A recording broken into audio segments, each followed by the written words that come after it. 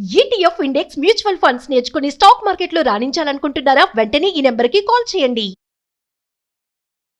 నమస్తే. సుమన్ టీవీ సగర్వంగా నిర్మిస్తున్నటువంటి కార్యక్రమం పద్మవ్యూహం.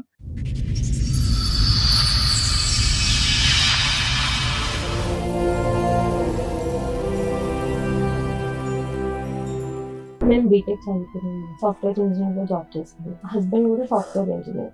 Arrange marriage. మా పక్క విలేజ్, తనది కూడా అరేంజ్ మ్యారేజ్. సో మ్యారేజ్ అయిపోయిన 1 month వరకు పర్వాలేదు. 1 month తర్వాత యాంగర్ మేనేజ్మెంట్ ఇష్యూస్ బాగా ఉండే. ఎప్పుడన్నా 5 minutes అట్లా లేట్ వెళ్ళినా ఏదైనా రోడ్ మధ్యలోనే వదిలేసి వెళ్ళిపోయేవాడు. మా మదర్ ఇంటి నుంచి వస్తుంటే చేంజ్ కావాలంటే మనీ ఇస్తే దాంతోనే ఇంటికి వెళ్ళిపోయాను ఇంకా నేను. సో అప్పటి నుంచి స్టార్ట్, ఏమైనా తీసుకురమ్మన్నా ఏదని చెప్పినా కూడా నైట్ అంతా ఎమోషనల్ హెరాస్మెంట్ మొత్తము.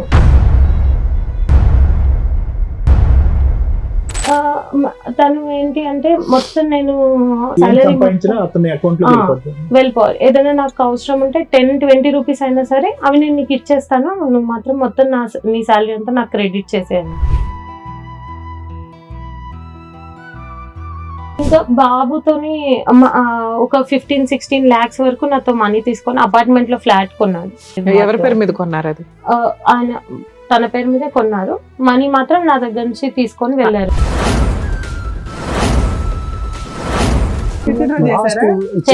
అయితే ఏమైందంటే ఇది జరుగుతుందని చిన్న అమ్మాయికి మెసేజ్ పెట్టిండు, నేను పెళ్లి చేసుకుంటాను. 50 మంది పెద్ద మనుషులు పిలిచి వాళ్ళే తీసుకుపోయి మాట్లాడేది. అలా ఒప్పందం ఏంటంటే నువ్వు కేసు తీసేయాలి అంటే నేను 6 నెలలు చూసినాక తీసేస్తుంది అని అమ్మాయి అన్నది. ఆ 10 రోజులు కానీ ఎప్పుడైతే అట్లా కాదు, నేను చెప్పింది ఇది, నువ్వు అట్లా దిగమంటావు అంటే అప్పుడు విశ్వరూపం చూపించింది. కొట్టేసి బాబు నూపేసి దెబ్బతలు. బాబుని చూస్తే భయం వేస్తుంది మేడం.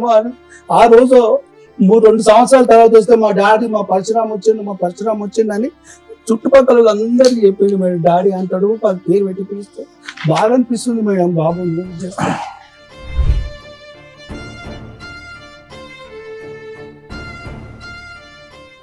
సార్, మేడం సంధ్య గారు ఆవిడ సమస్య చెప్పుకోవడానికి ఎక్కడి వరకు వచ్చారు, ఆవిడ సమస్య ఏంటో అడిగి తెలుసు. ఓకే సంధ్య గారు రండి.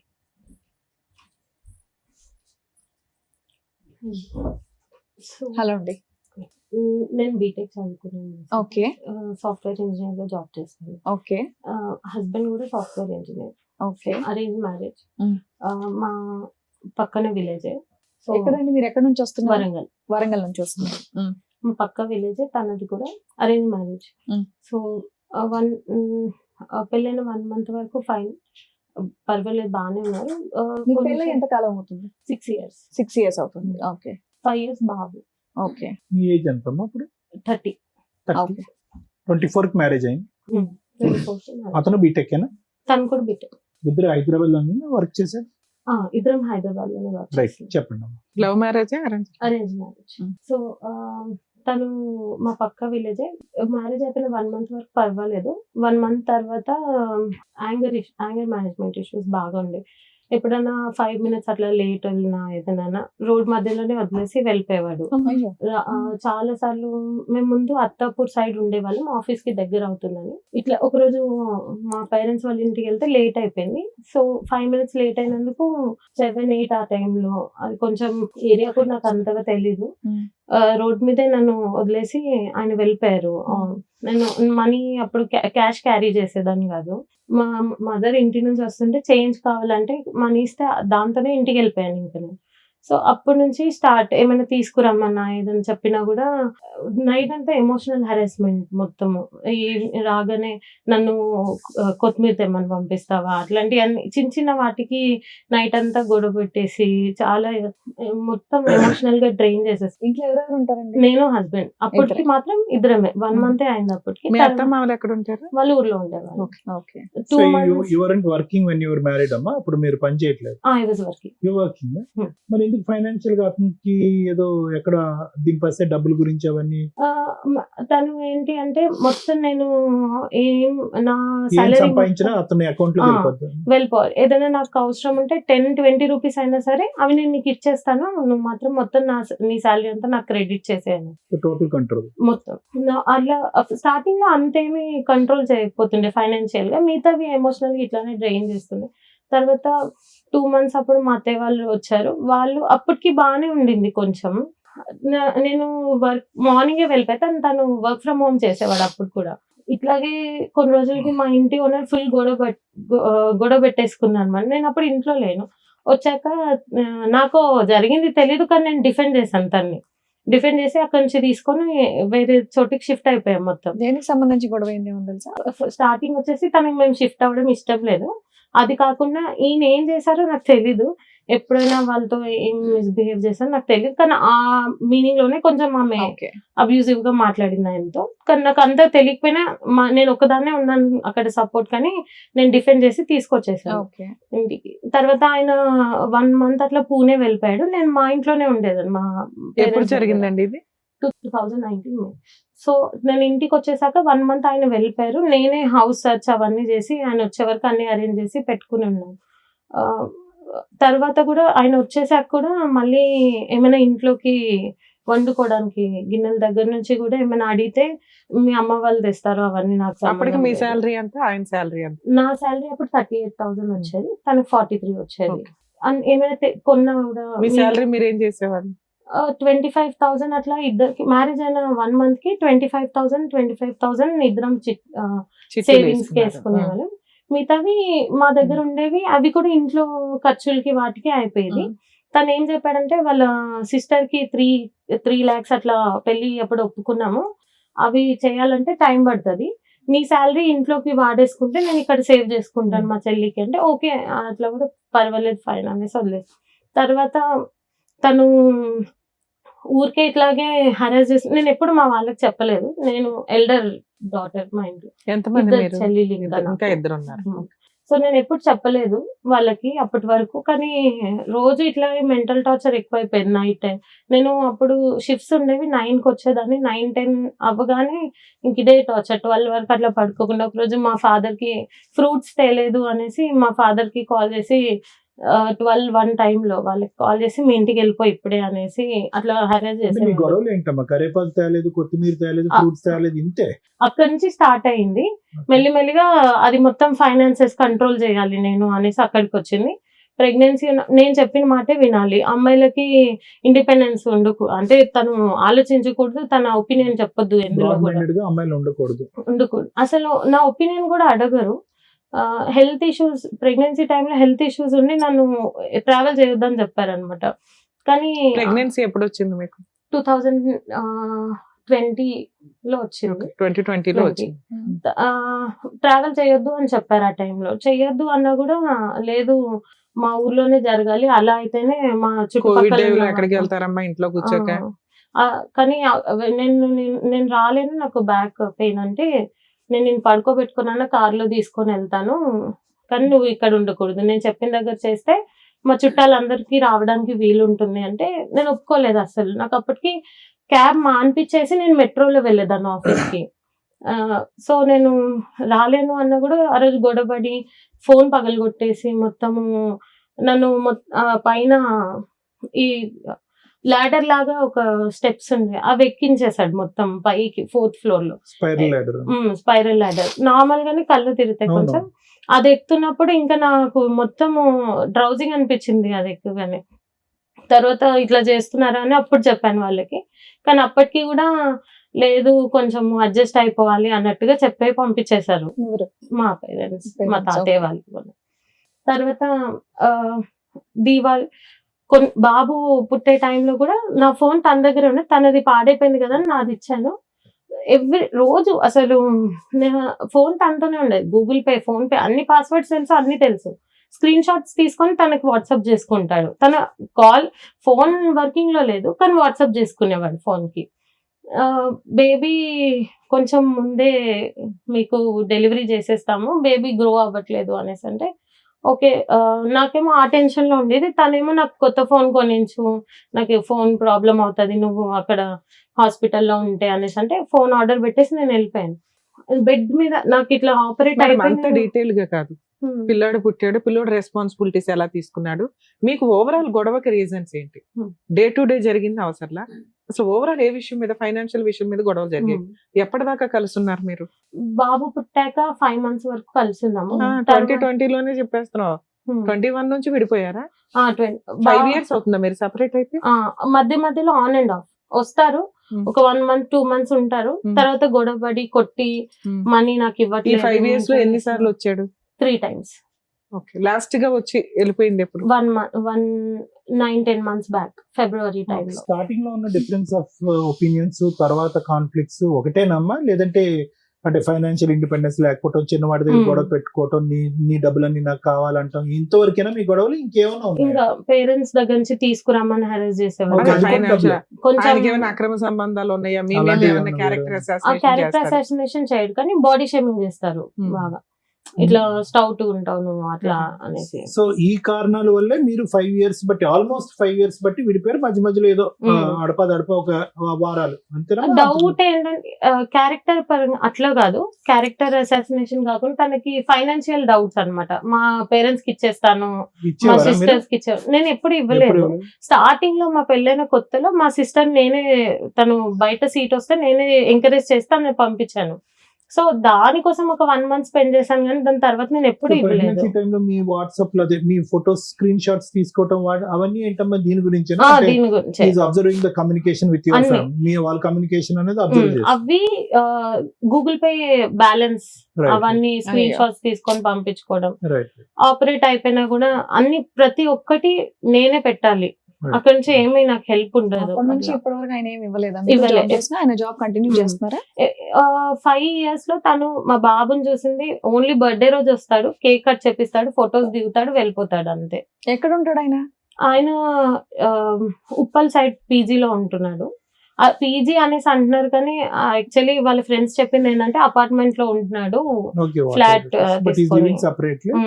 అంటే ఒక్కడే ఉంటాడమ్మా? ఒక్కడే ఉంటున్నాడు అని చెప్పారు వాళ్ళు. మీకేమైనా డౌట్స్ ఉన్నాయా ఆయన? నేను చూసాను యాక్చువల్లీ రీసెంట్ గా వచ్చినప్పుడు మాతో పాటు ఉన్నప్పుడు 9-10 months బ్యాక్ ఇట్లా తనకి బాగా ఫీవర్ అట్లా ఉంటే నేను మెడిసిన్స్ ఆర్డర్ చేస్తున్నప్పుడు చూసాను అనమాట. He ordered something. అప్పుడు అవన్నీ ఎందుకంటే నా ఫ్రెండ్ కోసం అట్లా ఇట్లా చెప్పిండు. కానీ నాకు అప్పుడు పర్లేదు తనకి సిక్కున్నాడు అనేసి నేను ఏం అడగలేదు. తర్వాత నాకు ఎప్పుడు డౌట్ వచ్చింది, తను కావాలని గొడవ పెట్టుకొని వెళ్ళిపోయాడు మా దగ్గర నుంచి. మళ్ళీ వెళ్ళిపోయిన తర్వాత వాళ్ళ ఫ్రెండ్ కి కాల్ చేస్తే బ్లాక్, ఎవ్వరు కాల్ లిఫ్ట్ చేయరు వాళ్ళ మీ డౌట్ ఫ్రెండ్స్. ఏంటి? అదే సీయింగ్ అదర్ ఉమెన్ అనేది మీ డౌట్. కానీ ఎవరో చెప్పగలరమ్మా? ఎవరన్నా ఎవరు అని నేను స్పెసిఫిక్ గా చెప్పలేము. చెప్పలేను. కానీ నేను అయితే వాళ్ళని అపార్ట్మెంట్ పెట్టడం పీజీలో చూసాను. కాకుండా అపార్ట్మెంట్ లో ఉంటాం ఒకటి, అపోలో ఫార్మసీ ఏదో ఫార్మసీ నుంచి మందులతో పాటు అవి కూడా తీసుకుంటాం ఒకటి.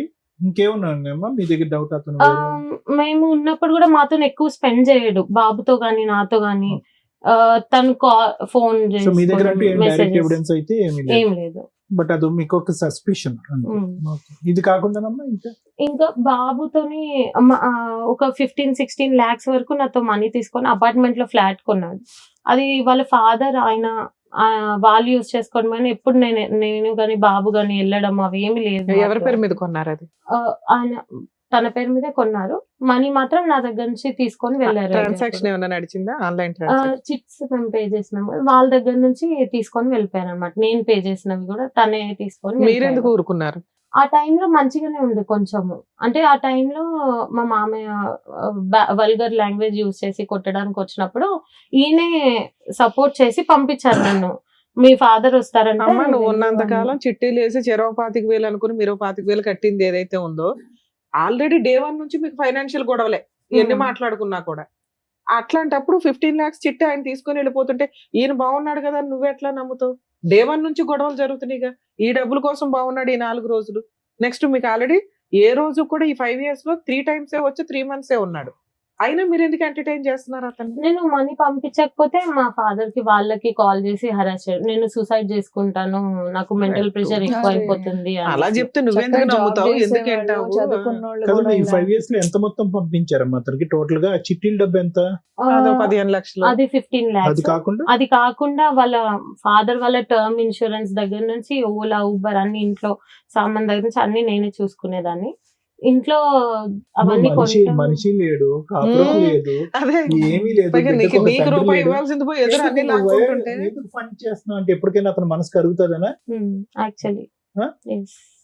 దాని తర్వాత ఇంట్లో మా మమ్మీ వాళ్ళు అవన్నీ గిన్నెలు, నేను వాషింగ్ మిషన్ అవన్నీ తీసుకొని వెళ్ళిపోయాడు మాకు చెప్పకుండా. మమ్మల్ని కొట్టి మా ఇంటికి పంపించేశాడు, అవన్నీ తీసుకొని వెళ్ళిపోయాడు. అప్పుడు బాబు చిన్న బాబు, నాకు తెలీదు ఆయన షిఫ్ట్ చేసింది కూడా నాకు తెలీదు. ఊరికి తీసుకొని వెళ్ళిపోయాడు అన్ని మొత్తము. నేను మా ఇంట్లో హౌస్ హోల్డ్ హెల్ప్ నాకు కాల్ చేసి తను వెళ్ళిపోయాడు, మనీ కూడా ఇవ్వలేదు ఏమి అంటే, నేను తనకి మా వాళ్ళు నువ్వెందుకు లాస్ అవుతాను తనకి ఇచ్చి కాల్ చేస్తే ఎవరు లిఫ్ట్ చేయరు, కాల్ ఎవరు లిఫ్ట్ చేయరు ఇంకా అక్కడ నుంచి.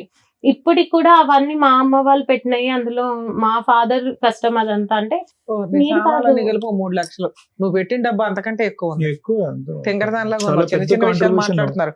మేజర్ ఇష్యూ మీ జీవితంలో ఉన్న సగం సంపాదన అటు వెళ్ళిపోయింది కదా. అయినా నువ్వు 3 times ఎందుకు ఎంటర్టైన్ చేసావంటే మారతాడండి అంటే ఫ్యామిలీ కొంచెం నిలబెట్టుకోవడానికి ఆవిడ ఏదో కష్టపడింది కానీ ఆయన మారట్లేదు మీ అంతేనా? 2 sisters పెళ్లిళ్ళు అయినాయి. ఒక చెల్లిదాన్ని. ఇంకా రెస్పాన్సిబిలిటీస్ ముగ్గురేనా మగపిల్లలు లేరా? లేదు. వాళ్ళ అప్పుడు నాన్నగారు రెస్పాన్సిబిలిటీస్ మీకు కూడా ఫాదర్ ఉంటాయి. కాదని అడిగింది ఎవరు? నార్మల్ గా ఇప్పుడు Father నేను వస్తారు. ఇవ్వకపోతేనే ఊర్లో అంతా మా పక్క Madam, ఊరే father ని కదా పిలిచేసి. ప్రచారం మొత్తము. ఆ. తను వాళ్ళ ఈ ఫ్యామిలీకి ఇస్తారు. సరే అట్లయినా ఓకే, మా ఫాదర్ కే కదా ఇస్తున్నా అన్నది వదిలేస్తే, నేను ఎక్కడికి వెళ్ళినా బయటికి వెళ్ళినా కూడా ఊరు వెళ్ళినప్పుడు కూడా వాళ్ళందరూ వచ్చి నువ్వు మీ ఫాదర్ కే ఇస్తావంట కదా, అమ్మాయి సాలరీ మీద బ్రతుకుతున్నాడు మీ ఫాదర్ అని బతుకుతారమ్మా, అది హక్కు చేయడం. కదా. ఇక్కడ ఆల్రెడీ మిమ్మల్ని చదివించింది ఎందుకంటే బాధ్యతలు తీసుకోవడానికి. అట్లా అని కాకుండా ఇప్పుడు మీతో పాటు మీ ఫాదర్ వచ్చారు కదా, మాట్లాడతారా? పిలుద్దాం ఒకసారి. సార్ రండి. నమస్కారం అండి. కూర్చోండి. మనకు ముందు చెప్పాలి కదా ఫాదర్ మా. అయ్యో సార్ పెద్దవారు అయ్యో సార్ Please, ఉండండి సార్ please, ఉండండి, please. మాట్లాడదు మాట్లాడదు. రండి, కూర్చోండి సార్. అయ్యో మీ పేరేంటి గురుగారు? శ్రీనివాస్ సార్. కూర్చోండి. ఎందుకంటే సార్ మీరు బతుకమ్మల జీవితాలు బాగుపరుస్తారు మేడం. Thank you sir. అందరి జీవితాలు మెరుగుపరుస్తారు. జనజీవన సవంతిలో కలిసేటందుకు మీరు దారి చూపిస్తారు, న్యాయ సహాయం చేస్తారు. మా బిడ్డది లక్ష్మి, సరస్వతి, పార్వతి గారు ముగ్గురిని అన్నాం మేడం. ఇంకా ఆడపిల్లలు ఉంటే కూడా నాకు హ్యాపీగా స్వీకరిస్తాను. అంతే తప్పితే నేను వాళ్ళ భారం అనుకోని అందరు నన్ను ఆడపిల్లల అని ఆశ్చర్యపోతారు. నాకు భయం ఏం లేదు సార్, మంచిగా అనిపిస్తారు తర్వాత. కానీ ఇంత కానీ కొంచెం లాంగ్వేజ్ కొంచెం గలీజ్ కావద్దని చెప్పేది. నీకే పుట్టిండు నా మన్మడని 3 సార్లు 4 సార్లు ఆడు దరిద్రుడు. పనికిరాని నీచుడు. ఎదవలేని ఆడు నికృష్టుడు. మాటలకి ఏం లేండి. మీరు గుండె కూర్చోండి. రాక బతుకమ్మ ఆడి సార్. బతుకమ్మలను ఇంట్లోకి వస్తేనేమో బొమ్మలాగా చూస్తున్నారు, దేవుళ్ళు అమ్మలాగా చూస్తున్నారు. ఏందో దరిద్రం అర్థమైతే లేదు మేడం. మీలాంటి వాళ్ళు మాత్రమే, ఒక రమ్య మేడం గారు, ఒక సార్, ఒక శ్రీవాణి మేడం గారు, ఇలాంటి వాళ్ళు మాత్రమే ఈ సంఘాన్ని బాగు చేయగలరు. దయచేసి గుర్తు పెట్టుకోండి మేడం. ఆడపిల్లల జీవితం మీకు ఎప్పటి నుంచో నేను అభిమానిని, మీకు నేను ఎప్పటి నుంచో చూస్తున్నాను. సార్ ప్లీజ్ కూర్చోండి. కూర్చోండి శ్రీనివాస్. ఎన్నో కుక్కలు మరుగుతూ ఉంటాయి సార్. కుక్క ఎందుకు మరుగుతున్నావు మనం అడగం కదా. ఆడపిల్ల ఆమె రూపాయి కాంచి ఆమె పెట్టాలి. రూపాయి నువ్వు చెప్తున్నావు, తర్వాత చూసుకుందాం పెట్టు. మొత్తం దాదాపు 15-16 లక్షలు సార్. కాపురం చేయనప్పుడు ఇప్పుడు కాసులు ఎందుకు సార్? ఇంత దారుణం అంటే దారుణం. కేసు ఉంటే కూడా మేము 498 వేస్తే 498 అన్ని పాలత కేసులు అంటారు. మేము చెప్తే వాళ్ళు కేసు కట్టారుగా మేడం. మేడం ఆడ కౌన్సిలర్ మేడం గారు ఉన్నారు, ఏదో పెద్ద షాటిస్టోడ్ ఉన్నాడమ్మా, వాడు రాకముందు నువ్వు వెళ్ళి తొందరగా కేసు కట్టేయి నేను చెప్పిన సిగ్నేచర్. ఎప్పుడు వేసారు సార్ 498? ఎంతకాలం అయింది? 4 సంవత్సరాలు 23 లో వేసావు. మరి 25 లో ఎందుకు రానిచ్చావు? ఇది కాకుండా పెద్దవాళ్ళు మాట్లాడి పర్లేదు నువ్వు ఒక 6 months చూడు తీసే కేసు అనేసి అన్నారు. 1 month తర్వాత ఏది నేను కేసు తీయను. పెట్టినా చేశారా? చేయలేదు మేడం. అయితే ఏమైందంటే ఇది జరుగుతుండగానే చిన్న అమ్మాయికి మెసేజ్లు పెట్టిండు, నేను పెళ్లి చేసుకుంటాను. మమ్మల్ని బెదిరియే ఆయనకి ఎన్నో వేషాలు వేసాడు. ఆ చిన్న అమ్మాయికి పెట్టిన మెసేజ్ ఎమ్మడే పోయి వీళ్ళు ముగ్గురు ఏడుస్తారు. మా అమ్మకు ఖాళీ ఇరితే నేను పోయి హాస్పిటల్ ఉన్నా, వీళ్ళు ఏడుస్తుంటే ఏందమ్మా అంటే ఇట్లా మెసేజ్లు పెట్టండి, ఏం చెప్పాలి అర్థమవుతుంది అంటే అప్పుడు కంప్లైంట్ ఇచ్చి వచ్చిన. ఎంత ధైర్యం అండి వీడికి. అది కాకుండా మొన్న అందరు చెప్తే 4 నెలల 5 నెలల క్రితం మాట్లాడి తోలితే ఏది దొడ్డిదారిన లోక్ అదాలత్లా తీసేయాలి కేసు అని ఒత్తిడి తెచ్చింది. ఒత్తిడి వేస్తే ఈ అమ్మాయి అనేది నన్ను రమ్మలేదు 50 మంది పెద్ద మనుషులు పిలిచిరు, వాళ్ళే తీసుకుపోయి మాట్లాడారు, దూరం తీసుకపోయి. అలా ఒప్పందం ఏంటంటే నువ్వు కేసు తీసేయాలి అంటే నేను 6 నెలలు చూసినాక తీసేస్తుంది అని అమ్మాయి అన్నది. వచ్చినాక ఎక్కలేని ప్రేమలతో పోసిందంట 10 రోజులు. ఆ 10 రోజులు కానీ ఎప్పుడైతే అట్లా కాదు నేను చెప్పింది గిది, నువ్వు అట్లెట్లా తీయమంటావు అంటే అప్పుడు విశ్వరూపం చూపించిండు, కొట్టిండు, కొట్టేసి బాబు నూకేసి దెబ్బ తగిలింది.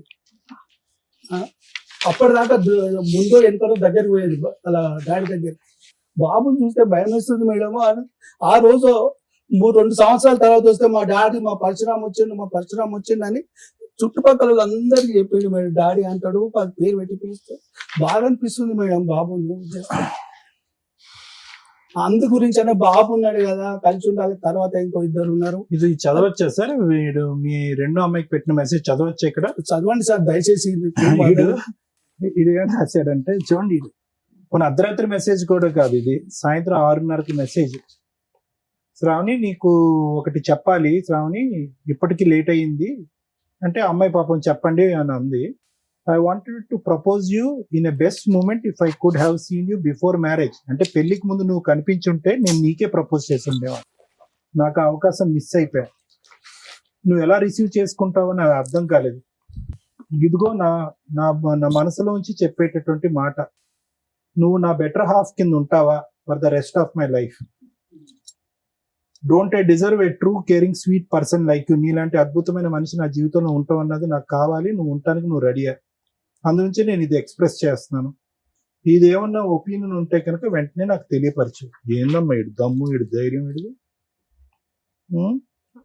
తర్వాత ఈ అమ్మాయి ఎంత తెలివిగా పెట్టిందంటే message, you know I talk respectfully to people. అప్పటికి గౌరవించే మాట్లాడుతుంది, ఇంటెన్షనలీ ఆర్ అన్ఇంటెన్షనలీ, తెలిసి తెలియకుండా.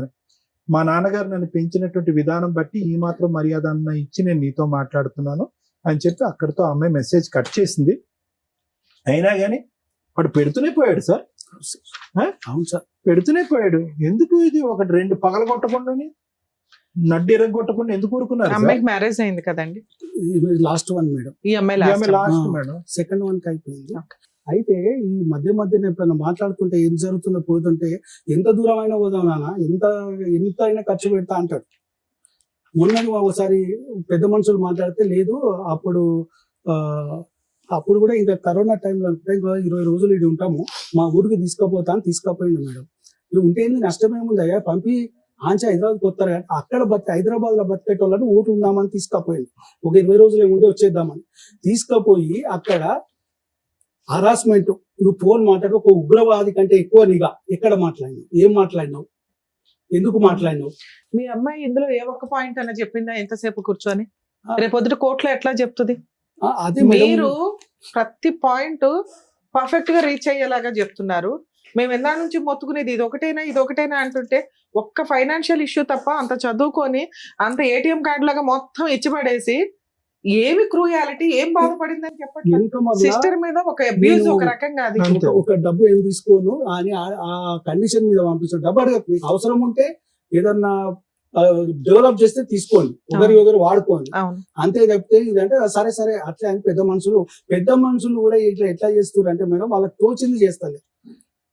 వాళ్ళు మీ తరపున పెద్ద మనుషులు ఎంతమంది, వాళ్ళ తరపున పెద్ద మనుషులు ఎంతమంది? పోయినప్పుడు 4-5 మాకు పెద్ద మనుషులు లేరు, మా వాళ్ళేమో కావాల్సిన పొద్దుగా ఏమంటారు పెద్ద మనుషులు ఏది కన్క్లూజన్ రాదు, ఏది అడగరు. నువ్వు దీనికి పనిష్మెంట్ రా బాబు, ఇది ఇట్లుంటది ఇక కలిసిపోవాలి. ఏమన్నా నేను అట్లెట్లయితే ఇది విలన్, తండ్రి విలన్, మంచోడు కాదు, వాళ్ళని కలవనిస్తలేడు. అయ్యా నేను అంటలేను కాదండి. ఇక్కడ ఇది ఒకటే కాదు, అమ్మాయికి రాసింది ఒకటే కాదు, అతని బాధలన్నీ కూడా కొంతవరకు శ్రావణికి చెప్పుకున్నాడు. మీరు ఆఖరి అమ్మాయితో చెప్పుకున్నాడు. ఏంటంటే కనుక నా కొడుకు అంటే నాకు పంచ ప్రాణాలు, నా కొడుకుని చూడటానికి నాకు ఒక అవకాశం ఇవ్వండి, వాడిని చూడలేకుండా నేను బతకలేకపోతున్నాను, అది ఇది అని చెప్పి అతని వాదన అంతా వినిపించాడు.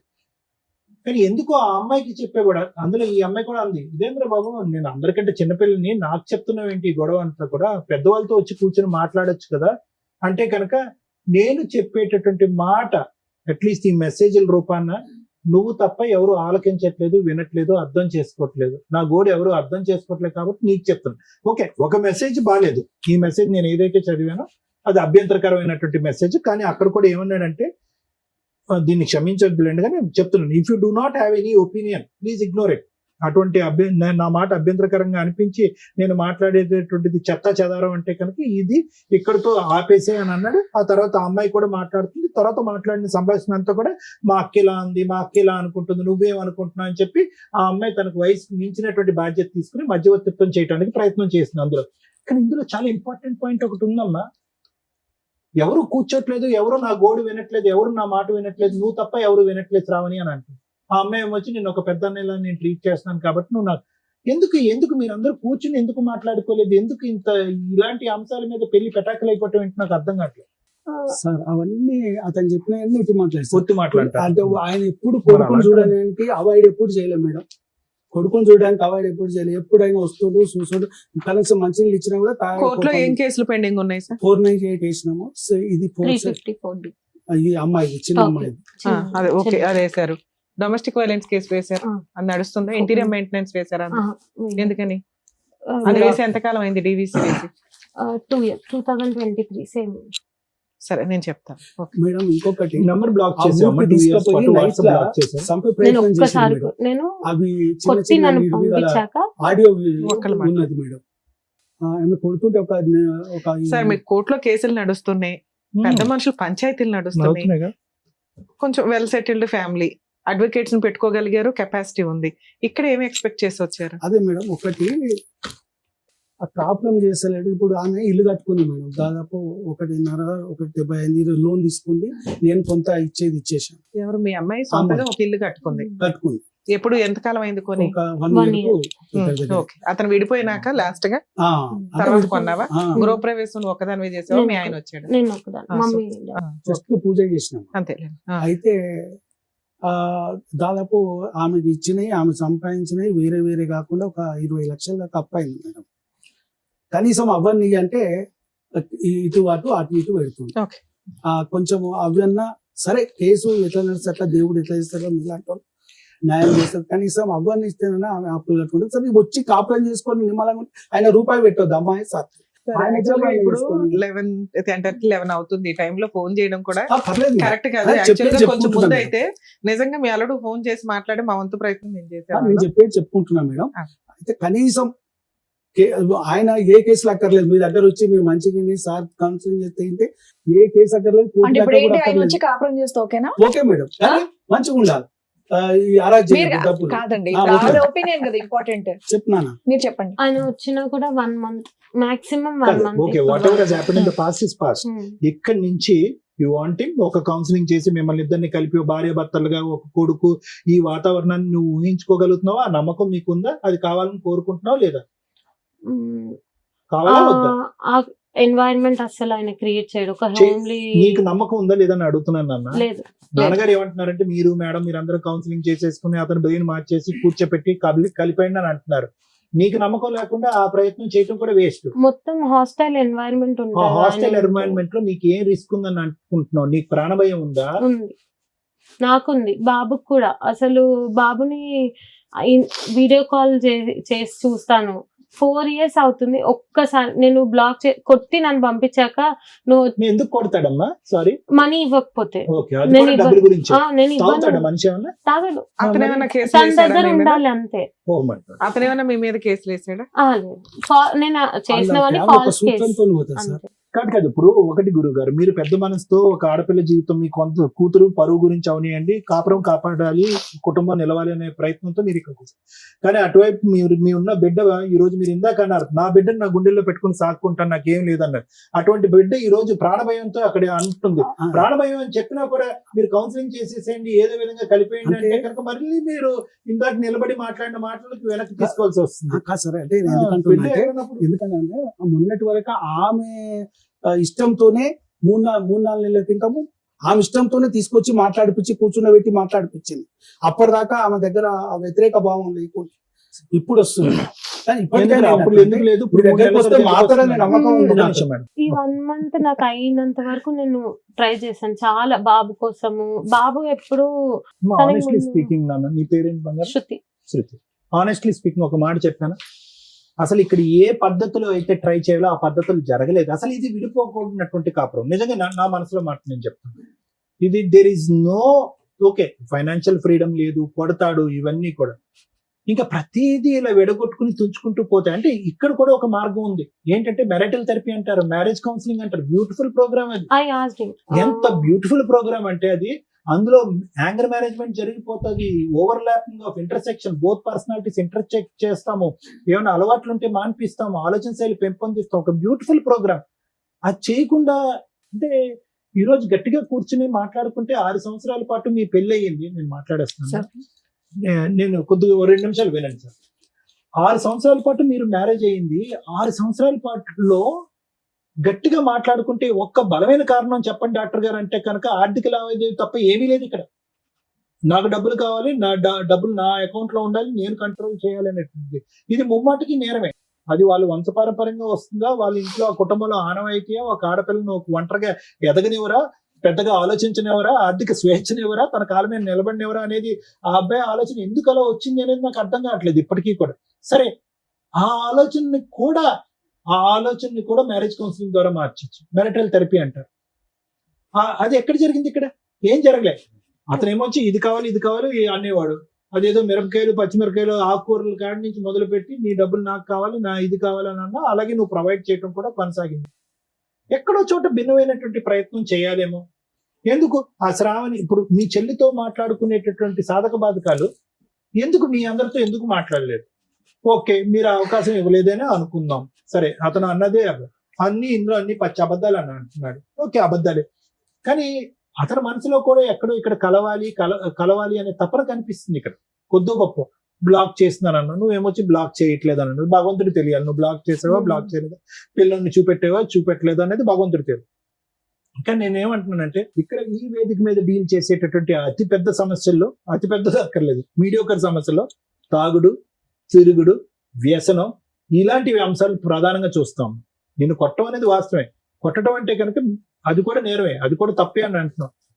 కానీ ఇది ఇంకో మార్గంలో, ఇంకో పద్ధతిలోకి వెళ్ళి కుటుంబ సభ్యుల్ని దూరం పెట్టి ఒక న్యూట్రల్ అట్మాస్ఫియర్ లో తీసుకొచ్చి మాట్లాడుకుంటే కనుక ఇది రిజాల్వ్ అయిపోయింది. ఎందుకు నేను ఈ మాట అంటున్నానంటే, ఈ రోజు క్లియర్ కట్ సార్ 6 సంవత్సరాల పాటు వెయిట్ చేశాను సార్, లేదంటే 5 సంవత్సరాల పాటు వెయిట్ చేశాను, లేదా 4 సంవత్సరాల పాటు వెయిట్, మనిషిని మార్చుకోవాలని ప్రయత్నం చేశాను. కానీ ఈ 3 సంవత్సరాల్లో కేసులు వేస్తూనే ఉన్నాం, మనిషిని కూడా ఎంటర్టైన్ చేస్తూనే ఉన్నాం. ముమ్మాటికి ఇప్పుడు మీ నాన్నగారు అన్నటువంటి మాట 3 నెలల క్రితం ఇదే పాట మా అమ్మాయి పాడలేదండి, అప్పటికైతే మాత్రం భర్తను కావాలి, కాపురం కావాలని కోరుకుంది. మళ్ళీ 3 నెలల తర్వాత మనం మాట్లాడి ఇదే వేదిక మీద మళ్ళీ నిన్ను ఇక్కడ కూర్చోపెట్టి, లేదంటే నా క్లినిక్ లో వచ్చంటే ఒకసారి ట్రై చేద్దాం సార్ అని అంటాం. అంటే నీ మనసు అంత వేవరీగా ఉంది, నీ మనసు ఇప్పటికి కూడా కుదుటుగా లేదు, వేవరీగా ఉంది. ఒక పక్క నుంచి ఏమో వచ్చి ఆ జ్ఞాపకాలు బట్టి ఇదేందో సెక్యూరిటీ రీజన్స్ గురించి మాట్లాడేస్తున్నారు. మీరు చాలా పెద్ద పదం అది. ఈరోజు నాకు ప్రాణభయం ఉంది, నా కొడుకు ప్రాణభయం ఉంది. ఇక్కడ ప్రాణభయం కలిగేటటువంటి అంశాలు ఏం జరిగినాయి ఇక్కడ అనేది పెద్ద మాట. అతను ఒక సభ్య సమాజంలో ఉండి ఒక సాఫ్ట్వేర్ జాబ్ చేసుకుంటున్నాడు, ఒక ఆఫీస్ లో ఉన్నాడు. తాగుడు, తిరుగుడు, పిచ్చి వేషాలు అయితే లేవు మనకు తెలిసినంత వరకు. ఏదో ఆర్డర్ పెట్టాడు, అవేవో రకరకాల అంశాలు, ఏమైనా కక్కుతు పడి ఉంటాడు, అది పక్కన పెట్టాడు. ఆ స్థాయి అంశాలు లేకుండా నీ ఇమాజినేషన్ ఏకంగా ప్రాణభయం అనే దాని వరకు వెళ్ళిపోతుంది. ఒక 2-3 నెలల తర్వాత అమ్మ చూద్దాం, అమ్మ ఇదమ్మా అదమ్మా అని చెప్తే మళ్ళీ కరిగిపోయి ఇంకో అవకాశం ఇస్తున్నాం, మళ్ళీ ఇంట్లో కూర్చోబెట్టుకుంటున్నాం, మళ్ళీ మీ ఇద్దరు కాపురం కొనసాగిస్తున్నాం. ఫస్ట్ నీకు క్లారిటీ లేదు అంటే కనుక దాని అర్థం ఏంటంటే ఎక్కడో లింక్ మిస్ అయింది, ఎక్కడో చేయవలసినటువంటి ప్రయత్నం మీ ఇద్దరిని ఒక న్యూట్రల్ అట్మాస్ఫియర్ న్యూట్రల్ అట్మాస్ఫియర్ అంటే వాళ్ళు పంచాయతీ లేదు, వీళ్ళు పంచాయతీ లేదు, వాళ్ళు గొడవ లేదు, వీళ్ళు గొడవ లేదు, ఒక న్యూట్రల్ పర్సన్, ఇందులో ఎక్స్పర్ట్ అయినటువంటి వ్యక్తి. ఏంటి నాయన నీ బాధ ఏంటి తల్లి నీ బాధ ఏంటి, ఆ సబ్జెక్ట్ వదిలేసి మిగతా అంశాల్లో మీ ఇద్దరు కలిసి ప్రయాణం చేయడానికి మీరు రెడీగా ఉన్నారా అనేటటువంటి అద్భుతం సృష్టించేటటువంటిది మ్యారేజ్ కౌన్సిలింగ్. ఆ సక్సెస్ ఎంత అవుతుంది, ఫెయిలియర్ ఎంత అవుతుంది అనేటటువంటిది పక్కన పెట్టండి. కానీ అదొకటి మిస్ అయిందని నాకు అనిపిస్తుంది. అయితే ఈ రోజు కూడా నువ్వు ఆఫర్ ఇచ్చావమ్మా, మ్యారేజ్ కౌన్సిలింగ్ ఆఫర్ ఇస్తే అతను నో చెప్పాడా? పెద్దవాళ్ళు ఇచ్చారా? వాళ్ళు ఇవ్వలేదు. నేనే మెసేజ్ పెట్టాను నేను నార్మల్ గా, అట్లా కాదు సార్ట్ చేసుకుందాం, మనమే వెళ్దాం అనేసి చెప్తే ముందు మాట్లాడక ముందే చెప్పాను. అది ఫస్ట్ అది చేసి చెప్పిన తర్వాతే నేను రాను, ఎక్కడికి అవసరం లేదు, వదిలేసే అనేసి మాట్లాడారు. తర్వాత నేను ఇల్లు తీసుకున్నాక బాబు ఇల్లు అయిపోయింది, బాబు కూడా ఒక్కడున్నాడని అప్పుడు నేను వాళ్ళని అప్రోచ్ అయ్యి ఇట్లానే వదిలేస్తే ఇట్లాగే అయిపోతుంది, మీరు వచ్చి మాట్లాడండి, అని వాళ్ళకి చెప్పాను, వాళ్ళ పెద్దవాళ్ళకి మా వాళ్ళని కూడా తీసుకొని వెళ్ళాను, మాట్లాడించాను, ఇంటికి వచ్చాడు. దాని తర్వాత 1 month నుంచి ఇదే ఫస్ట్ కేసు తీసుకోమంటే లోక్ అదాలత్ లో అది నేను కనుక్కున్నాను. వాళ్ళు చెప్పారు లోక్ అదాలత్ లో తీసుకుంటే మళ్ళీ నీకు వేయడానికి ఉండదు, మళ్ళీ ఆయన సేమ్ బౌన్స్ బ్యాక్ అయితే నీకు ఏమి ఇది ఉండదు అంటే, సరే నేను ఇప్పటికైతే నేను చెప్పాను, అప్పటికి నేను వాళ్ళ ముందు కూడా చెప్పాను, నేను అన్ని తెలుసుకున్నాను, నాకు అంతా తెలీదు, తెలుసుకున్నాక అప్పుడు తీసేస్తాను అనేసి మాట్లాడాను. సేమ్ అదే మ్యాటర్ చెప్తే కరెక్ట్ గా 7 days మాతో మంచిగా ఉన్నాడు. దాని తర్వాత మళ్ళీ సిమిలర్ మళ్ళీ అదే ప్యాటర్న్ చూపెట్టారు. మళ్ళీ అదే. నేను చెప్పేది ఏంటంటేనమ్మా, ఎక్కడో చోట ఇంత ప్రయాణం జరిగిన తర్వాత మీరు కలిసి ప్రయాణం చేసినటువంటిది ఆవగింజ అంత దూరం అయింది ఇంత, ఓకే, బట్ స్టిల్ అంత గ్యాప్ వచ్చినా కూడా నువ్వు అతన్ని మధ్య మధ్యలో ఎంటర్టైన్ చేస్తున్నావు అంటే ఎక్కడో అతనిలో ఉండేటటువంటి ఒక గుడ్ క్వాలిటీని కనిపించుంటది. డెఫినెట్లీ ఏదో గుడ్ క్వాలిటీ కనిపించుంటది. ఈ ఫైనాన్షియల్ అనేటటువంటి ఆస్పెక్ట్ భార్యాభర్తలు కలిసి ప్రయాణం చేసేటటువంటి రకరకాల ఇష్యూస్ లో financial aspect is 1/5 of the thing. మిగతాది శారీరక కలయిక ఉంటుంది, ఇమోషనల్ కలయిక ఉంటుంది, పిల్లల యొక్క బాధ్యత ఉంటుంది, ఉద్యోగాలు రకరకాలు ఉంటాయి. మిగతా ఏరియాస్ లో అతనికి మార్కులు ఉన్నాయిగా, ఓకే, ఈ ఏరియాలో అయితే లేదు. మిగతా ఏరియాస్ లో కొంతైనా మార్కులు ఇవ్వటం వల్లే కదా నువ్వు 3 సార్లు ఎంటర్టైన్ చేసావు కేసులు పెట్టిన తర్వాత కూడా. So what I'm saying is, అటువంటి అంశాన్ని తట్టి లేపేటటువంటి కార్యక్రమం మ్యారేజ్ కౌన్సిలింగ్. నేనేమంటున్నానంటే యూజువల్ గా మ్యారేజ్ కౌన్సిల్ భార్య భర్తకి, భర్త భార్యకి ప్రపోజ్ చేయకూడదు, వర్కౌట్ అవ్వదు. నేను పిచ్చోడు అని చెప్పా డాక్టర్ దగ్గర తీసుకెళ్తున్నాను అని కూడా అంటారు. అదేంటి మనలో రిజాల్వ్ చేసుకునేది మూడో మనిషి ఎందుకు? నా భార్యగా నేను చెప్తున్నాను కాబట్టి నువ్వు వినాలి, వాడెవడో కూర్చొని మన ఇద్దరి మధ్యన పంచాయతీ ఏంటి, ఈ లెక్క వెళ్ళిపోతుంది. మ్యారేజ్ కౌన్సిలింగ్ అనేది ఎక్కడ ప్రపోజ్ చేయాలంటే తెలియనటువంటి ప్రేక్షకులకి పెద్దలు కూర్చుంటారు చూడండి పంచాయతీ, ఏమయ్యా మీ అమ్మాయిని నువ్వు సపోర్ట్ చేస్తున్నావు, నా అబ్బాయిని నేను సపోర్ట్ చేస్తున్నావు, ఇది ఎక్కడ లెక్క తేరదు. ఒక కాగితం మీద 4 ముక్కలు రాసుకుంటాం, అది 3 రోజులు ముచ్చటే అవుతుంది, తర్వాత చించి పడేస్తారు, వర్కౌట్ అవ్వదు. కాబట్టి మేము వెనక్కి తప్పుకుంటాం, మీరు వెనక్కి తప్పుకుందాం, పిల్లలిద్దరిని కూడా మన మ్యారేజ్ కౌన్సిలింగ్ డిసైడ్ చేద్దాం, మీకు నచ్చినటువంటి వ్యక్తి అయినా సరే, మాకు నచ్చినటువంటి వ్యక్తి అయినా సరే, అతన్ని డిసైడ్ చేసుకుని అతని దగ్గరికి వెళ్దాం అని చెప్పుకునేటటువంటిది వర్కౌట్ అవుతుంది. సో ఇప్పటికీ కూడా నా ఉద్దేశం చెప్తున్నాను, మనస్ఫూర్తిగా నేను చెప్తున్నాను, కొంతవరకు చెడ్డోడే, కానీ దూరం పెట్టుకుని తెగదెంపులు చేసుకుని అంటే కోర్టు కేసులు లావాదేవీలు ఎంతవరకు అయితే నాకు తెలియదమ్మా, అది లాయర్ మేడం చెప్తారు. ఈ కేసు అయితే మాత్రం ఖచ్చితంగా ఒక మీడియేషన్, ఒక నెగోషియేషన్ ద్వారా రెక్టిఫై చేయగలిగేటటువంటి case, professional mediation. We cannot have routine counsellors, ఎందుకంటే యూ 2 are 2 ఎడ్యుకేటెడ్ పీపుల్. మీరిద్దరు సాఫ్ట్వేర్ ఇంజనీర్ల కింద వర్క్ చేస్తున్నారు, సభ్య సమాజంలో గౌరవంగా బతుకుతున్నారు, చక్కటి శాలరీ తీసుకుంటున్నారు, మీకు ఒక కొడుకున్నాడు. కాబట్టి సైంటిఫిక్ పద్ధతిలో ఒక ప్రొఫెషనల్ కౌన్సిలింగ్ చేస్తే కనుక ఖచ్చితంగా మీ ఇద్దరి మధ్యన గ్యాప్ క్లోజ్ అవుతుంది అనే నమ్మకం నాకైతే ఉందమ్మా. లేదు sir my thoughts have gone too far అంటే కనుక అది మీ మానసిక పరిస్థితి అని నేను చెప్తాను. ఎందుకంటే ఈ రోజు ఇలా ఉంటుంది, రేపు పొద్దున్న లేపి అరే నీకు తెలుసా ఇలా చేద్దాం ఒకసారి ట్రై చేయంటే ఓకే సార్ అంటాను, అలా ఉంది నీ పొజిషన్. కాబట్టి నేను ఏమంటున్నానంటే ఫైనల్ గా ఏదైతే ఇప్పుడు నువ్వు అనుకున్నటువంటి భయం, భ్రాంతులు, అమ్మో టెన్షన్లు ఇవన్నీ ఒకసారి పక్కన పెట్టి ఒక ఆఖరి ప్రయత్నంగా అది ట్రై చేద్దాం. వర్కౌట్ అవుతే వెల్ అండ్ గుడ్, వర్కౌట్ అవ్వలేదు అనుకో ఆల్రెడీ నువ్వు తీసుకున్న నిర్ణయం కొద్ది పోస్ట్పోన్మెంట్ అవుతుంది అని. సో ఒక 6 నెలల పాటు ఎవరైనా మంచి కౌన్సిలర్ అమ్మ, ఎవరైనా మంచి మీడియేటర్, మంచి కౌన్సిలర్, ఇలాంటి అంశాలు బాగా తెలిసినటువంటి వ్యక్తి దగ్గర ఒక్కసారి వెళ్ళి ట్రై చేయండి. ఆ ప్రపోజల్ కూడా ఎవరు తీసుకొస్తారంటే నువ్వు తీసుకురావద్దు, పెద్దవాళ్ళు ఎవరైనా తీసుకొస్తే కనుక ఈ గ్యాప్ క్లోజ్ అవుతుంది అనేది నా నమ్మకం. Thank you sir. Thank you madam. ఈరోజు సమాజంలో ఏ పేరెంట్స్ చూసినా ఒకళ్ళు, ఇద్దరు, ముగ్గురు ఆడపిల్లలే ఉంటారు. ఆడపిల్లలు ఉన్న పేరెంట్సే అదృష్టవంతులు అనే సమాజంలో ప్రెసెంట్ మనం. ఆయన ఆ మాటకు 3 ఆడపిల్లలకు ఒక అద్భుతమైన నిర్వచనం చెప్పాడు, లక్ష్మీ, పార్వతి, సరస్వతులు నాకు పుట్టారమ్మా అని. ఎంత హ్యాపీ అనిపించిందంటే, కానీ అలాంటి ఫాదర్కి పడే మాటలు ఏంటంటే ఆ పిల్లల్ని పర్ఫెక్ట్గా చదివిస్తారు, వాళ్ళు జాబులు చేస్తూ లక్షలు సంపాదిస్తూ ఉంటారు. ఒకవేళ వాళ్ళ కాపురాలు నాశనం అయితే డబ్బు కోసం పిల్లల కాపురాలు నాశనం చేసి ఆడపిల్లలు ఇంట్లో పెట్టుకున్నాడు. ఇది చాలా కేసుల్లో మనం వింటూ ఉంటాం.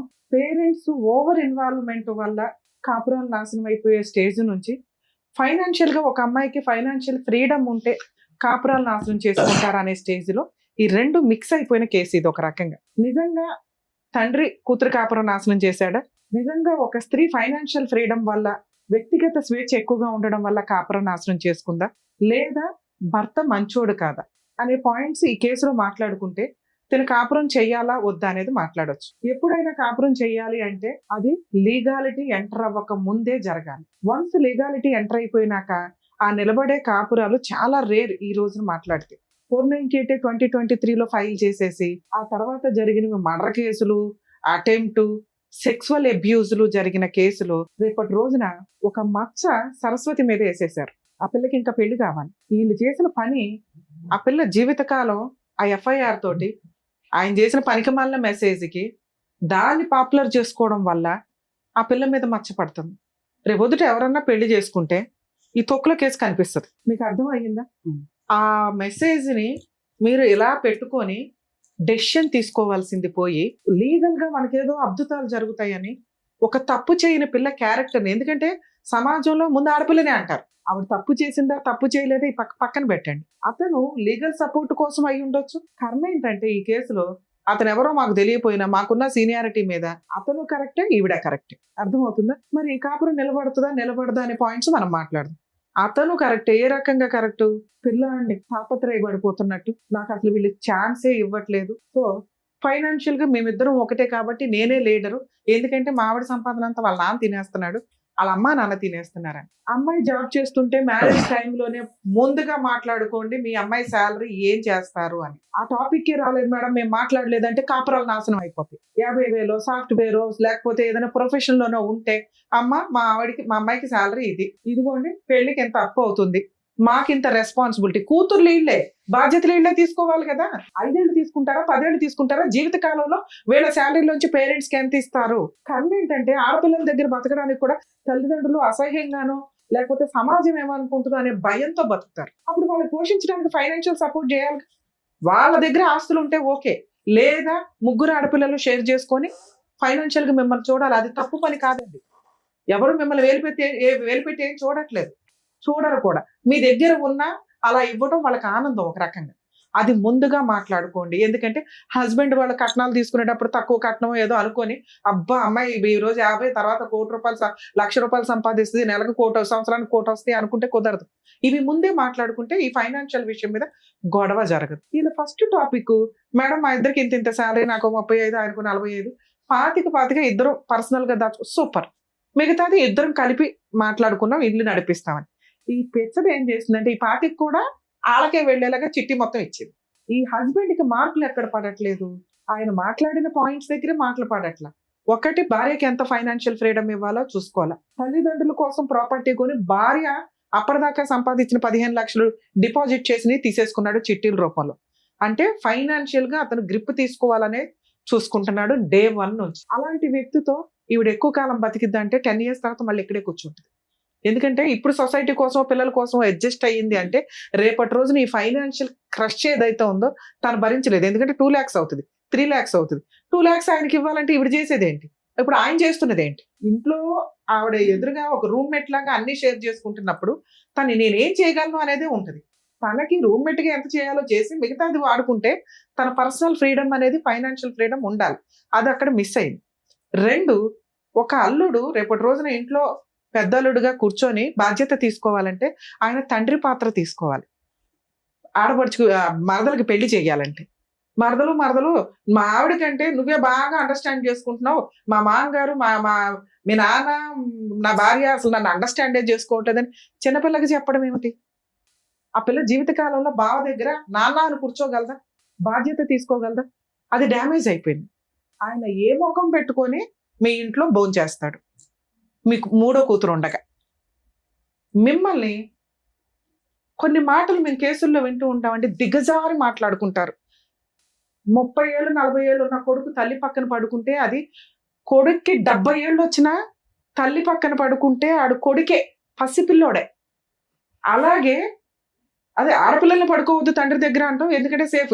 వాళ్ళకి అన్కాన్షియస్ లో ఎలా ఉంటుంది, తాగుళ్ళు ఎలా ఉంటారని. అది సేఫే తప్ప తండ్రికి కూడా ఆ నీచమైన బుద్ధి ఉండదు. ఎక్కడో కర్మకాలి 1-6 దరిద్రులు ఉంటారు తప్ప. కోడళ్ళు మాటలు నోరు జారేటప్పుడు ఇలాంటి నీచమైన మాటలు మాట్లాడతారు. వెళ్ళి మీ అమ్మతో పడుకో అని కేసులు రాస్తారు. వాళ్ళ అమ్మ దగ్గర పడుకుంటాడండి వెళ్ళంటే, పడుకోవడం అంటే మీ దృష్టిలో ఏంటి? మీ జీవితంలో చేసే పెద్ద పాపం. అలాంటి నీచమైన డైలాగ్ ఇక్కడ ఇంకోటి నడిచింది. పిల్లాడిని కానీ మీ నాన్నతో కన్నావంటే అడు మనిషేనా? అసలు పిల్లాడి జీవితంలో మచ్చపడిపోయింది. దాన్ని వీళ్ళు పాపులర్ చేసుకుంటారు, లీగల్ గా వాడుకుంటారు. చేయకూడదన్న జ్ఞానం వీళ్ళకుండదు. ఒక ఆడపిల్ల జీవితాన్ని తీసుకెళ్లి మూడో పిల్లది తీసుకెళ్లి లీగల్ గా బయట పెట్టకూడదని వీళ్ళకి తెలియదు. ఎందుకంటే న్యాయ పోరాటం ఎక్కడో ఒకటి నిజం చూపించాలి అని. ఈ రకంగా ఒక పసి పిల్లోడి మీద మచ్చపడింది చెయ్యని తప్పుకి, ఒక మూడో కూతురి మీద మచ్చపడింది, దానికి అసలు తెలియని కూడా తెలియదు. ఇంత నీచమైన సమాజంలో మనం ఉన్నాం. ఈ రెండిట్లోనే పాతాళంలోకి వెళ్ళిపోయాడు ఆ తండ్రి, ఆ అల్లుడు. ఏ ముఖం పెట్టుకుని ఆ ఇంట్లో కొడుకు ముందో, మామగారి ముందో, మరదల ముందో కూర్చొని బాధ్యత తీసుకోగలడు, భోజనం చేయగలడు. కలపాలా ఇలాంటి కేసుని? ఫైనాన్షియల్ గా తేడా ఉంటే ఓకే. ఆల్రెడీ ఇవిడ ఫ్రీజ్ అయిపోయి ఉంది. 5 years మ్యారిటల్ రిలేషన్ లో ఏ రోజు కూడా మీ అల్లుడు నాకు భార్య కావాలని కేసులు ఫైల్ చేయలేదు. ఈవిడ సమాజానికి భయపడో, పిల్లలకు భయపడో, ఓకే మారతాడనో 3 సార్లు ఛాన్స్ ఇచ్చింది తప్ప. అంత మెసేజ్లు పెట్టిన అల్లుడు 2023లో కేసు ఫైల్ చేస్తే కనీసం నాకు విజిటేషన్ రైట్స్ ఇవ్వండి అని కేసు ఫైల్ చేయలే. అర్థం అవుతుందా? పిల్లాడిని చూసే రైట్స్ మీ అల్లుడికి లీగల్ గా ఉన్నాయి. పిల్ల మీద మెసేజ్లు పెట్టుకుంటూ కూర్చోవడం ఏంటి? మీ అమ్మాయిని ఎంటర్టైనే చేయకూడదు. మీ అమ్మాయికి తెలియదు, ఇది వీళ్ళ కుటుంబం. ఆ పిల్లని ఈ ఉచ్చులోకి లాగి చాలా తప్పు చేశారు. ఆ పిల్లకి మెసేజ్ వచ్చిన రోజే పోలీస్ స్టేషన్ కంప్లైంట్ ఇవ్వాలా, దాన్ని ఈవిడ కేసుల్లో వాడుకోవచ్చు. స్పెషల్ కేసు వేసి ఆ పిల్ల క్యారెక్టర్ రోడ్డు మీద పెట్టారు చెయ్యని తప్పుకి. లోక్ అదాలత్లో కేసులు ఫైల్ చేసినాక లోక్ అదాలత్లో మేడం మీకు డౌట్, లోక్ అదాలత్లో పెడితే కేసు మళ్ళీ వేయడానికి ఉండదని, అది అబద్ధం అండి. లోక్ అదాలత్లో కేసు ఫైల్ చేసి మీరు రిప్రజెంటేషన్ ఇస్తే అది క్లోజ్ చేయడానికి 3 months అబ్జర్వేషన్ పీరియడ్ ఉంటుంది. ఈ 3 months లో మనిషి మంచోడా, మారాడా, మారలేదా, 90% ఆ 3 months బాగుంటారు కేసు క్లోజ్ అయ్యేదాకా. వన్స్ కేసు క్లోజ్ అయినాక మళ్ళీ ఏదైనా నీకు హెరాస్మెంట్ వచ్చింది అనుకో, ఆ పాతది ఈ నమ్మక ద్రోహం ప్రెజెంట్ జరిగింది, మళ్ళీ కేసు వేసుకునే రైట్స్ మీకు ఉన్నాయి. ఇది తెలుసుకోండి. కాకపోతే కాపురాలు నిలబెట్టడం కోసమని కౌన్సిలింగ్లు ఇవన్నీ నడుస్తూ ఉంటే అవి ఒకవేళ మీకు నచ్చి ఓకే భర్తతో ఉండాలి అనుకుంటే లోక్ అదాలత్లో మీరు కేసు క్లోజ్ చేసుకున్నా మీకు వచ్చిన లాస్ లేదు, మళ్ళీ కేసు వేసుకునే రైట్స్ ఉన్నాయి. మరి మీకు ఎవరు చెప్పారో నాకు అర్థం కాల. అది లీగల్ గా అబద్ధం. ఆ కేసు వేస్ట్ అయిపోద్దేమో, ఫ్రెష్ కేసు ఇంకొంచెం పాయింట్లతో యాడ్ అవుతుంది కదా. అర్థం అవుతుందా? 2 ఇక ఈ పాయింట్స్ లో మాట్లాడితే ఫైనాన్షియల్ అడ్డంగా ప్రాపర్ ఎవిడెన్స్ ఉంది నీ దగ్గర. మీరు చేయాల్సిన పని ఏంటంటే డొమెస్టిక్ వైలెన్స్ కేసు ఏదైతే వేశారో దాంట్లో ఇంటీరియర్ మెయింటెనెన్స్ పిటిషన్ ఎమర్జెన్సీగా వేయండి. అది పిటిషన్ వేసిన దగ్గర నుంచి క్యాలిక్యులేషన్ మెయింటెనెన్స్ ఆర్డర్ అవుతుంది బాబుకి. మీరు జాబ్ చేస్తున్నారు కాబట్టి మీకు మెయింటెనెన్స్ రాదు, బాబు కోసం మెయింటెనెన్స్ ఫైల్ చేయండి. అది ఎంత అర్జెంటుగా వేయగలిగితే అంత. సార్ మీకు ఇప్పుడు ఒక క్లారిటీ ఉండాలి. డైవర్స్ గురించి నేను ఇక్కడ మాట్లాడట్లేదండి, అతన్ని అలా ఉండనివ్వండి. దయచేసి ఇంటికి ఎంటర్టైన్ చేయొద్దు. ఓ 2 years 3 years లీగల్ గా తిరగనివ్వండి. మ్యూచువల్ డైవర్స్ కి వస్తాడా, కాంపెన్సేషన్ మొత్తం రూపాయితో సహా DVC యాక్ట్ ద్వారా వసూలు చేసుకునే రైట్స్ నీకున్నాయి. మ్యూచువల్ గా వస్తే పిల్లోడికి ఏమి ఇస్తాడో నీవేంటి, ఇవి మాట్లాడుకుని మ్యూచువల్ కి వెళ్ళండి. లేదు నా భార్య కావాలి అంటే దానికోసం ఆయన ఏం ప్రయత్నాలు చేశాడు, ఈ పాప ప్రక్షాళన ఎలా చేసుకున్నాడు, కొంచెం టైం ఇద్దాం. నిజంగా భార్య కావాలి అంటే ముందు మామగారి కాళ్ళు పట్టుకోవాలా, ఎందుకంటే నీచమైన మాటలు మాట్లాడేస్తావు. మరదల కాళ్ళు పట్టుకోవాలా, దారుణమైన మెసేజ్లు పెట్టావు. అవి 2 చేసిన రోజున ఈ అమ్మాయి కౌన్సిలింగ్ ఇద్దాం. ముందు నమ్మాలి భర్తని. నువ్వు ఆ ముఖం పెట్టుకుని ఆ ఇంట్లో తిరగగలిగితే ఆ అమ్మాయి నమ్మితే సారో మేము కౌన్సిలింగ్ ఇవ్వడానికి 1 second కూడా ఆలోచించాం సార్. ఎందుకంటే మా ఉద్దేశమే కాపురాలు నిలబెట్టడం. లేదా కోర్టుల చుట్టూ సంవత్సరాల తర్వాత తిరగకుండా నాన్న ఇట్లా డెసిషన్ తీసుకోండి, ఇలా వెళ్ళండి, ఇలా చెయ్యండి అని. ఇక్కడ మీకు మేము ఇవ్వగలిగే సజెషన్, ఆ అబ్బాయితో ఇప్పుడే కౌన్సిలింగ్ వద్దు, ఇప్పుడే పంచాయతీ వద్దు, ఇప్పుడే సెటిల్మెంట్ వద్దు. ముందు మీ హక్కులు ఏంటి, మీకున్న పవర్స్ ఏంటో తెలియచేయండి. DVC యాక్ట్ లో ఇప్పుడు నాకు స్టేట్మెంట్ ఇచ్చారు కదా, ఇవన్నీ రూపాయితో సహా వడ్డీ వసూలు చేసుకునే రైట్స్ నీకున్నాయి. ఎరియర్స్ అంటే వీటిలన్నిటిని కూడా మీరు ఇప్పుడు దాకా పెట్టిన మొత్తం కూడా దీనికి తగ్గ పనిష్మెంట్ పడుతుంది. ఇంటీరియర్ మెయింటెనెన్స్ ఎంత అర్జెంటుగా అయితే అంత అర్జెంటుగా వేయండి. ఒక DVC కేసు ఒక 5 కేసులతో సమానం. 100% మీరు గెలిచే కేసు. మీ దగ్గర ఉన్న ఎవిడెన్స్, మీరు క్రూయాలిటీ ప్రూవ్ చేయలేకపోవచ్చు, కానీ 498 కేసులో డౌరీ ప్రూవ్ చేయగలుగుతారు. అడిషనల్ డౌరీ హెరాస్మెంట్ మీకు ఆల్రెడీ ఆ సెక్షన్ ఇంక్లూడ్ అయింది. సెక్సువల్ అబ్యూజ్ ప్రూవ్ చేయగలుగుతారు. వాట్సాప్ ఆ మెసేజ్ ఉంది, దాంట్లో వాడేసుకుంటే సరిపోయిందనా. థర్డ్ పిల్లని మనం రోడ్డు మీద పెట్టామని నా బాధ, కానీ నడవనివ్వండి, ఆల్రెడీ మీరు పెట్టేశారు కదా. వేయడానికి ముందు నాతో మాట్లాడుంటే ఎక్కువ నిలబడతలేరు కదా అందు గురించి. సార్ నిలబడడం కాదు, ఎంత న్యాయమో అంతే. ఆల్రెడీ పిల్ల ఇంకా కాపురం చేస్తే జీవితకాలం అయిపోయేది. 498 ఎందుకు నిలబడాలా? చాలు, ఒక 5 ఏళ్ళు నరకం పడతారు కదా, ఆడికి అది పనిష్మెంట్ చాలు. డొమెస్టిక్ వైలెన్స్ యాక్ట్ ప్రకారం మనకు రావాల్సిన రూపాయితో సహా రావాలి, పిల్లోడికి మెయింటెనెన్స్ రావాలి, కాంపెన్సేషన్ రా, ఇది చాలు. వాళ్ళు ఉరేసేయాలా? ఆయన చంపేస్తానంటాడు, ప్రయత్నాలు చేస్తాడు, కొడతాడు, ఫైనాన్షియల్ గా వాడేసుకుంటాడు కాబట్టి అమ్మాయి వెక్స్ అయిపోయి డమ్ గా కూర్చుంది. ఏం చెప్పాలో అమ్మాయికి అర్థం కావట్లే. అందుకనే టైం తీసుకోండి అని చెప్తాను. 2 years 3 years మనకి ఇప్పుడు డైవర్స్ తో అర్జెన్సీ లేదు.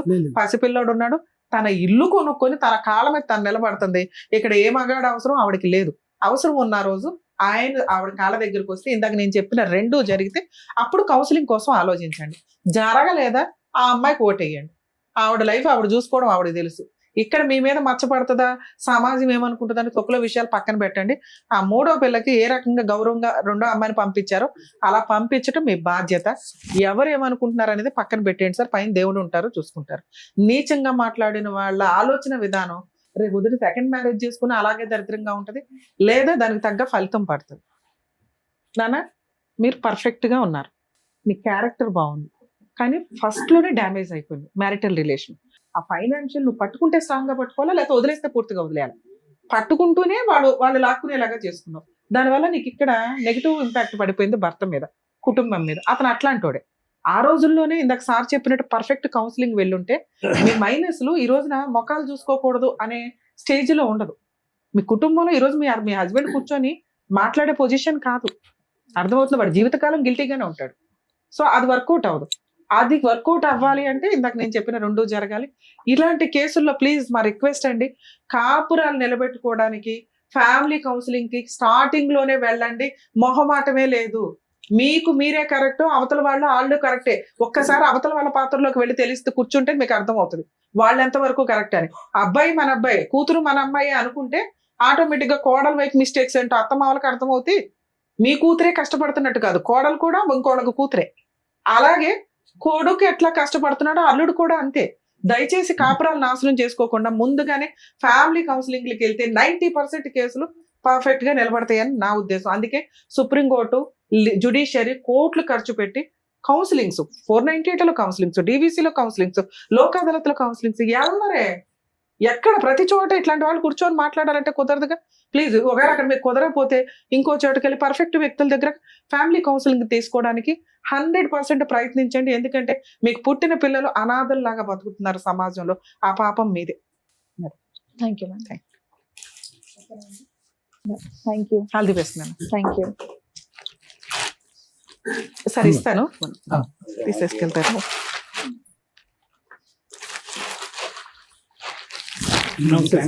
థ్యాంక్ యూ అండి. Thank you so much. Thank you so much sir. Thank you so much madam. మరో కథతో మళ్ళీ కలుద్దాం.